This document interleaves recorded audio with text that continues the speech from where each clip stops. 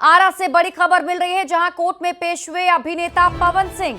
कुटुंब न्यायालय में तलाक का मामला चल रहा है। कोर्ट में हाजिर होने का आदेश दिया गया था। सुरक्षा के बीच पवन सिंह कोर्ट पहुंचे हैं। तो इस वक्त की बड़ी खबर आपको बता रहे हैं और तस्वीरें टीवी स्क्रीन पर आपको दिखा रहे हैं, जिसमें अभिनेता पवन सिंह आज आरा कोर्ट में पेश होने के लिए पहुंचे। जो तस्वीर आप देख पा रहे होंगे, बताया जा रहा है कुटुंब न्यायालय में तलाक का मामला चल रहा है और उसी सिलसिले में आज पवन सिंह पहुंचे थे। और न्यूज 18 संवाददाता चंदन कुमार अधिक जानकारी के साथ जुड़ गए हैं। चंदन, क्या अपडेट? बिल्कुल, देखिए, आज जो माननीय न्यायालय में उनका कुटुंब न्यायालय में पवन सिंह और ज्योति सिंह का तलाक का प्रकरण चल रहा है, उसी के तहत आज जो भोजपुरी अभिनेता है एवं भाजपा नेता पवन सिंह वो कुटुंब न्यायालय में पहुंचे थे, जहां की तकरीबन वो कोर्ट में 40 मिनट रुके और न्यायाधीश के समक्ष अपनी बातों को रख रहे थे। हालांकि आज उनकी पत्नी जो ज्योति सिंह है वो कोर्ट नहीं पहुंची थी। हालांकि हर डेट पर इसके पहले ज्योति सिंह लगातार कोर्ट पहुंच रही थी, लेकिन आज वहीं कोर्ट नहीं पहुंची और कोर्ट पहुंचे थे, जहां की इसके बाद उन लोगों को, दोनों पति पत्नी को फिर से उपस्थित होने का आदेश न्यायालय के द्वारा दिया गया। हालांकि पवन सिंह के आगमन को लेकर के काफी संख्या में जो उनको फैंस हैं, उनके समर्थक हैं, काफी संख्या में कोर्ट परिसर के बाहर पहुंचे हुए थे और काफी भीड़ भाड़ का माहौल था। हालांकि कड़ी सुरक्षा के बीच जो पवन सिंह है वो व्यवहार न्यायालय में दाखिल हुए और काफी देर तक कोर्ट में रहने के बाद वो वापस निकले। जब उनसे इस मामले पर सवाल किया गया तो उन्होंने साफ तौर पर हाथ जोड़कर कुछ भी बोलने से इनकार कर दिया और पवन सिंह सीधे कोर्ट से निकल गए। हालांकि आज भी उनके तलाक के मामले में कोई मामला सामने नहीं आ पाया है। इसको लेकर के डेट निर्धारित किया गया। हालांकि पिछले 11 फरवरी को जब दोनों पति पत्नी को न्यायाधीश के द्वारा वहां उपस्थित होने का निर्देश दिया गया था, तो उस दिन पवन सिंह बीमारी का हवाला देकर के कोर्ट नहीं पहुंचे थे, जबकि उनकी पत्नी ज्योति सिंह कोर्ट पहुंची थी और उन्होंने साफ तौर पर कहा था कि कोई ठोस पहल उनके पति के द्वारा नहीं किया जा रहा है और वो महिला होकर के बार बार हर डेट पर आ रही है, जिसको लेकर के आज पवन सिंह पहुंचे थे। लेकिन आज फिर से ज्योति सिंह के नहीं पहुंचने से जो कार्रवाई है वो पूरी नहीं की जा सकी। जी चंदन, ये पूरा मामला बहुत दिनों से चल रहा है। आज अगर हम बात करें कोर्ट की, क्या कुछ कार्रवाई हुई और क्या इसमें कुछ अगला डेट भी मिला है? बिल्कुल, कोर्ट के द्वारा पवन सिंह की बातों को, दलीलों को सुनने के बाद उनके न्यायाधीश, उनके जो वकील है, उनके द्वारा कई बातें कोर्ट को बताई गई।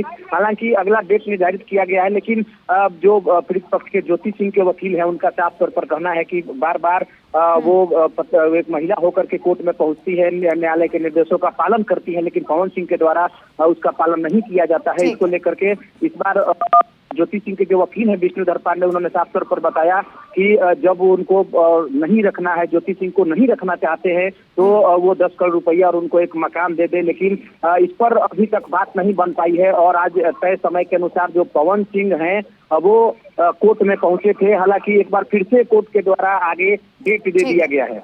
ठीक है, आप इस खबर पर नजर बनाकर रखिए। शुक्रिया इस अपडेट के लिए चंदन। बढ़ते आगे, बड़ी खबर आपको इस वक्त बताते हैं। ऊर्जा संकट पर पेट्रोलियम मंत्रालय का बड़ा बयान सामने आया है। देश में कच्चे तेल की कमी नहीं है, केंद्र सरकार की तरफ से कहा गया है, और पर्याप्त पेट्रोल डीजल भी उपलब्ध है। घरेलू पीएनजी की 100% सप्लाई होती रहेगी। अफवाहों पर ध्यान न देने की अपील की गई है। एलपीजी की डिलीवरी सामान्य है और कालाबाजारी पर रोक लगाना जरूरी है, यह भी कहा गया है। कई राज्यों में रेड भी की जा रही है। तो ये बड़ी जानकारी आपको इस वक्त की बता दें। जो अफवाहों वाली खबर चल रही है उसे पूरी तरीके से खारिज किया गया है। ऊर्जा संकट पर पेट्रोलियम मंत्रालय की तरफ से बड़ा बयान दिया गया, जिसमें देश में कच्चे तेल की कमी नहीं है, ये जानकारी दी गई और ये भी बताया गया कि पर्याप्त पेट्रोल डीजल उपलब्ध है। यहां तक कि घरेलू पीएनजी की 100% सप्लाई लगातार जारी है। अपील ये भी की गई है कि अफवाहों पर ध्यान ना दें।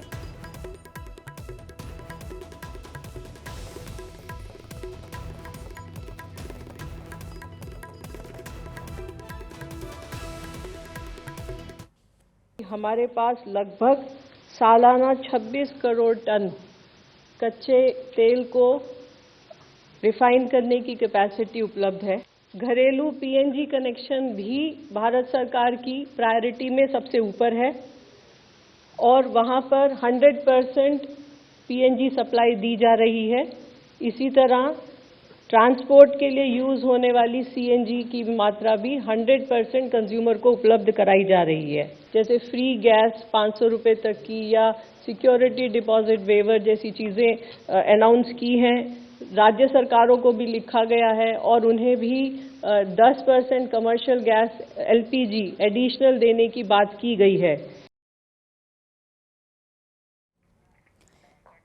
तो एक तरफ केंद्र सरकार लोगों से अफवाहों पर ध्यान ना देने और पर्याप्त एलपीजी पीएनजी का दावा कर रही है, तो दूसरी ओर विपक्ष सरकार को आड़े हाथों ले रहा है। नेता प्रतिपक्ष तेजस्वी यादव ने देश में एलपीजी संकट को लेकर केंद्र सरकार पर हमला बोला।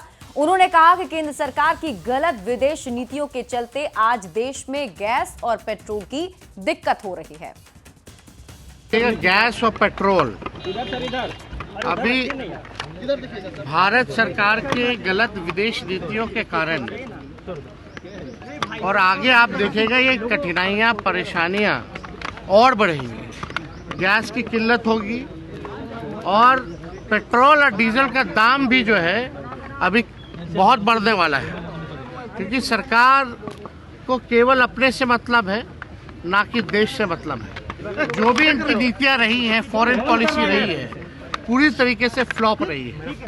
आप सब लोगों को पता है जब पाकिस्तान से हम लोगों का लड़ाई युद्ध जब चल रहा था, तब भी कोई भी हमारा पड़ोसी मुल्क भी हम लोगों के साथ नहीं खड़ा था।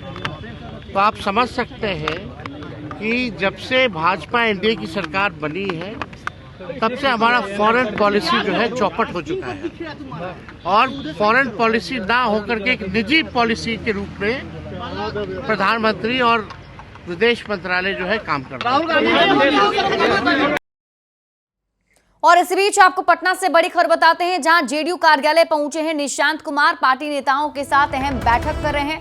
सारण जिला के नेताओं के साथ उनकी बैठक चल रही है। कई विधायक और वरिष्ठ नेता इस बैठक में मौजूद हैं। संगठन की मजबूती पर चर्चा हो रही है।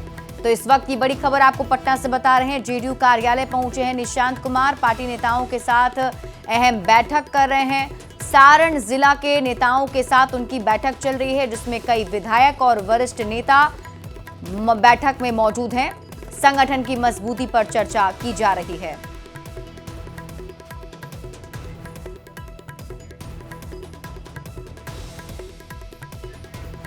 सिवान में पुलिस और बदमाश के बीच मुठभेड़ हुई है और इस मुठभेड़ में 2 बदमाश को गोली लगी है। दोनों को प्राथमिक इलाज के बाद रेफर कर दिया गया।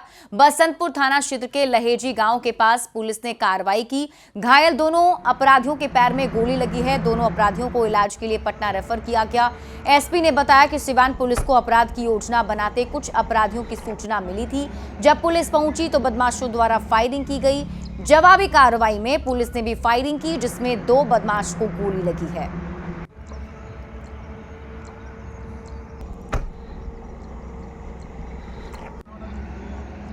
कल रात को बसंतपुर थाना को गुप्त सूचना मिली थी कि सिसई मोड़ के आगे जाकर के कुछ अपराधी अपराध करने की नियत से वहां आने वाले हैं। इसी क्रम में बसंतपुर थाना के द्वारा बाइक चेकिंग प्रारंभ की गई। बसंतपुर थाना की गश्ती को देख करके उक्त अपराधियों ने थाना के पदाधिकारी और कर्मी सिपाही पर फायरिंग स्टार्ट कर दिया।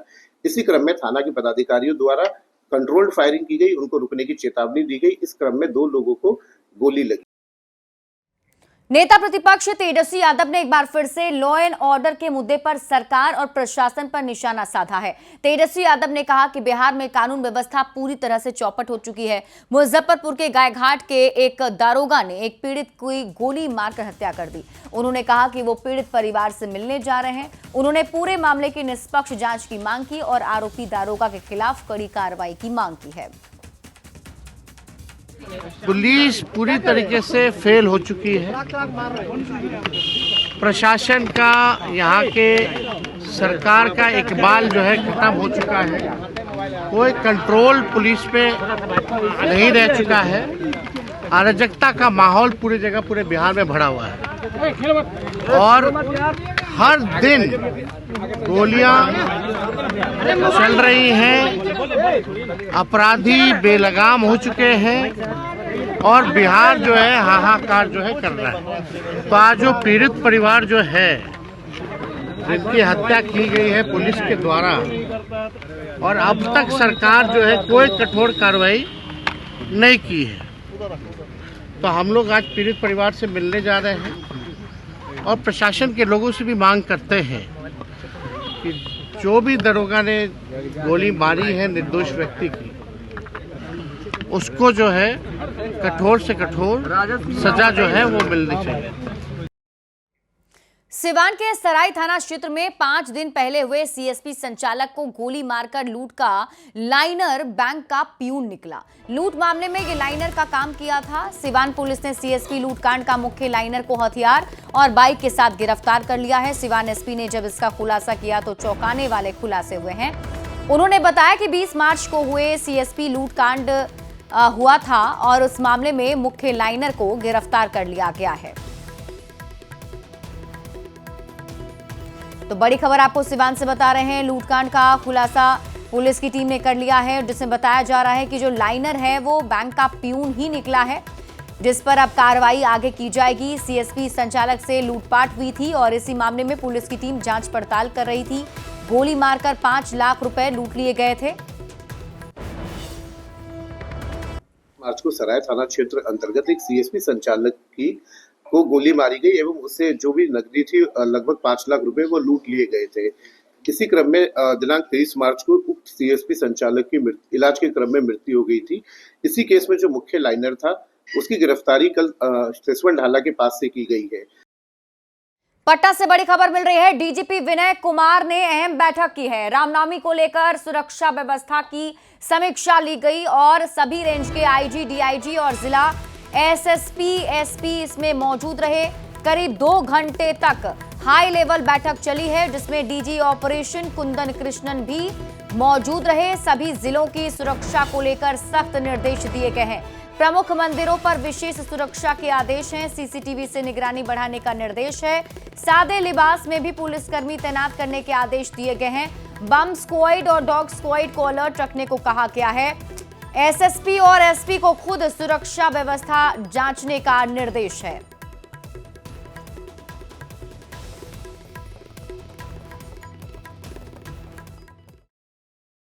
डीजीपी विनय कुमार मौजूद है हमारे साथ। सर, रामनवमी है और रामनवमी पूरे हर्षोल्लास के साथ मनाया जाए। बड़ी संख्या में जो श्रद्धालु हैं वो मंदिरों में जाते हैं। पटना की भी बात करें तो 2 बजे रात में ही पट खुल जाएगा। क्या तैयारी है सुरक्षा व्यवस्था को? देखिए, संपूर्ण तैयारी है। बलों की प्रतिनियुक्ति पर्याप्त संख्या में की गई है।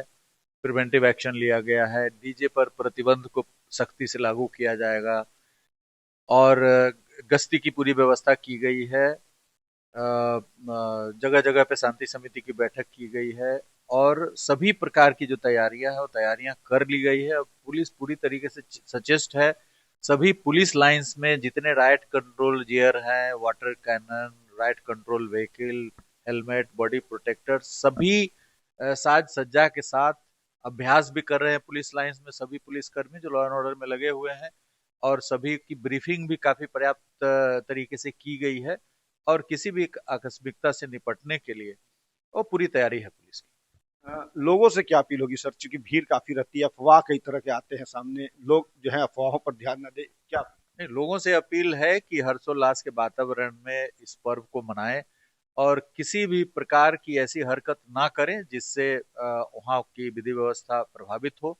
लोगों से अपील है कि आप कानून को ना तोड़ें, आपसी सौहार्दपूर्ण वातावरण में जो है रामनवमी मनाएं। अमित कुमार, न्यूज़ 18 पटना। महावीर मंदिर में 27 तारीख को रामनवमी मनाई जाएगी। सुबह 2 बजे से भक्तों के लिए पट खोल दिए जाएंगे और सबसे पहले दर्शन करने वाले 10 भक्त को सम्मानित भी किया जाएगा। मल्टी लेवल पार्किंग और बुद्ध स्मृति पार्क में पार्किंग व्यवस्था होगी। 20 एलईडी स्क्रीन जीपीओ गोलंबर तक लगाई जाएगी। जगह जगह सीसीटीवी कैमरे लगाए जाएंगे। जगह जगह मेडिकल टीम और शौचालय की व्यवस्था की जाएगी। महावीर मंदिर के सदस्य सायण कुणाल प्रशासन से अपील की है, मंदिर से किसी को धक्का देकर बाहर ना निकालें। 24,000 किलो नवेदम तैयार किया जाएगा। जीपीओ से लेकर महावीर मंदिर तक 12 नवेदम के काउंटर भी लगाए जाएंगे। पटना के महावीर मंदिर में 27 तारीख को रामनवमी मनाई जाएगी और उसके मद्देनजर भव्य तैयारी की जा रही है। इस बार 24,000 किलो नैवेद्यम तैयार किया जा रहा है। सैन कुणाल हमारे साथ हैं। 27 तारीख को रामलला के दर्शन भक्त कर पाएंगे। कितने बजे से पट खुलेगी? 2 बजे रात में जो है, सुबह 2 बजे सुबह में आरती होगी, 2:15 तक आरती चलेगी और 2:15 के बाद लोग दर्शन कर पाएंगे और निरंतर दर्शन 11:30 बजे रात तक चलता रहेगा। क्या व्यवस्था है? कितने काउंटर लगा रहे हैं नैवेद्यम के? क्योंकि लाखों की संख्या में भक्त यहाँ आते हैं दर्शन करने। मंदिर के अलावा 12 जगह काउंटर्स लगाए जा रहे हैं, जिसमें जीपीओ गोलंबर से मंदिर तक 8 और 4 काउंटर जो है आर ब्लॉक से जीपीओ तक लगाए जा रहे हैं। और पिछले साल नैवेद्यम की बिक्री लगभग 18,000 किलो के आसपास हुई थी।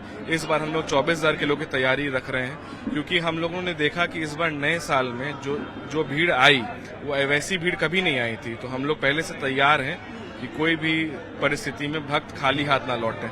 इंडक्शन की भी व्यवस्था इस बार कराई गई है। वैश्विक जो युद्ध चल रहा है उसके कारण कुछ न कुछ समस्या आ रही है सप्लायर्स को देने में, तो इसलिए हम लोगों ने प्रिपेयर्डनेस में कोई कमी न रखते हुए गुजरात से इंडक्शन बेस्ड चूल्हे मंगा लिए थे और उस पर लगातार हम लोग नैवेद्यम अभी से बना रहे हैं कि उस दिन कोई उसमें खराबी ना आए। इसीलिए सब तैयारी हम लोग पहले से देख रहे हैं। 120 प्राइवेट गार्ड हायर किए हैं, 80 पुरुष और 40 महिलाएं।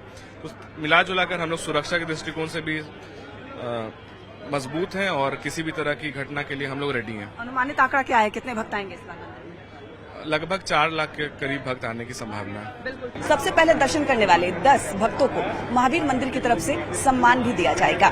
कैमरामैन अजय दुबे के साथ विनीता मिश्रा, न्यूज़ 18 पटना।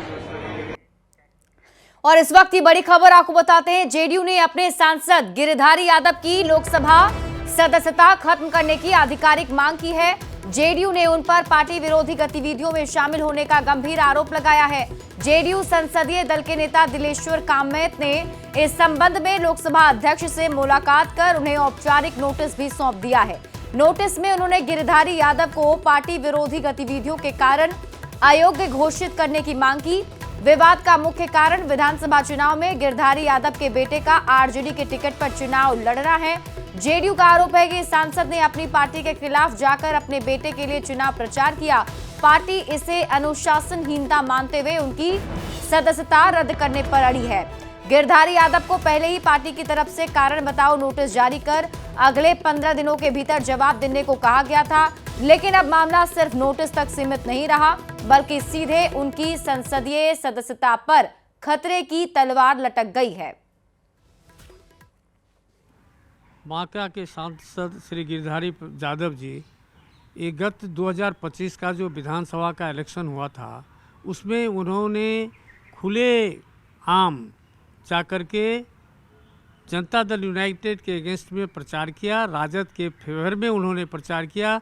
उनका पुत्र जो था वो राजद का कैंडिडेट था और वो बेलहर विधानसभा से, उनका पुत्र बांका के बेलहर विधानसभा से राजद का कैंडिडेट था और एनडीए के कैंडिडेट के विरुद्ध में उन्होंने प्रचार किया और अपने पुत्र के फेवर में उन्होंने प्रचार करने का काम किया और इसका प्रूफ हमारे पास है और हमारे पार्टी के निर्देशानुसार उस पर कार्रवाई करने का आदेश हुआ है। मैंने लोकसभा के माननीय सांसद के पास में अपना पिटीशन दिया हूं कि उस पर नियमानुसार कार्रवाई की जाए।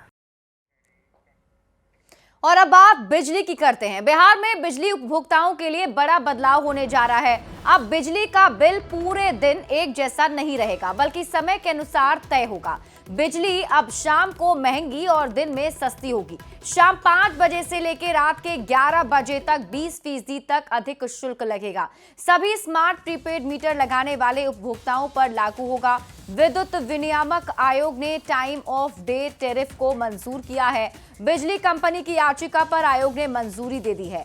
पहले ये औद्योगिक और व्यावसायिक उपभोक्ताओं के लिए थी। रात 11 बजे से सुबह 9 बजे तक 100% बिजली दर लगेगी। सुबह 9 बजे से शाम 5 बजे तक 80% दर लगेगी। शाम 5 बजे से रात के 11 बजे तक घरेलू उपभोक्ताओं को 110% बिजली दर लगेगी। शाम 5 से रात के 11 बजे तक गैस घरेलू को 130% दर जो है वो लगने वाली है। आपको बता दें कि बिहार में 2 करोड़ 21 लाख बिजली उपभोक्ता हैं, जिनके लिए ये बड़ी खबर है।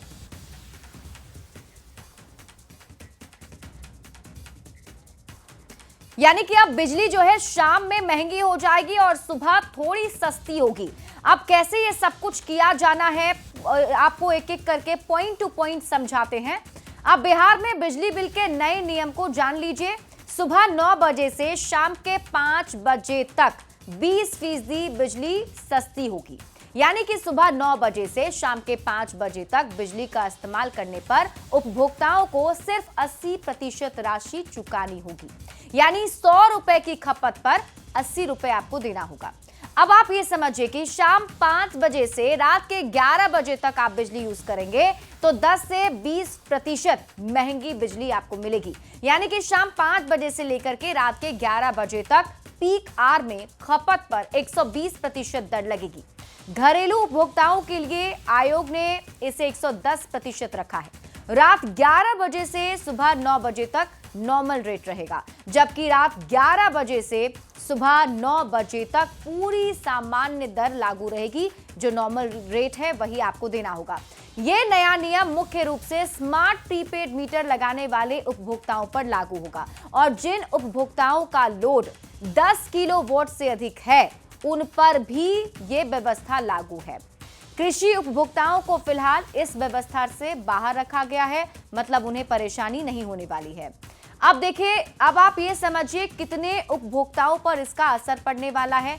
तो बिहार में करीब 2 करोड़ से अधिक बिजली उपभोक्ता हैं जिन पर इसका असर पड़ेगा।